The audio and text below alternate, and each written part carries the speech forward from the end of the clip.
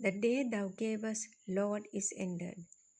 This is a hymn written by the Anglican priest Reverend John Ellerton in 1870. Ellerton was born in London in 1826. He was ordained to the Church of England in 1851 and served 6 different churches throughout his career. Ellerton wrote and translated over 80 hymns, many of which are still sung today. The story goes that in 1870, the Reverend Ellerton was walking home after teaching classes at the Mechanics Institute and noticed how beautiful the night was.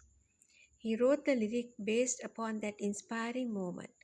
He wrote more hymns subsequently, and according to Ian Bradley, while he lay in a state of semi consciousness on his deathbed, hymns flowed almost unceasingly from his lips.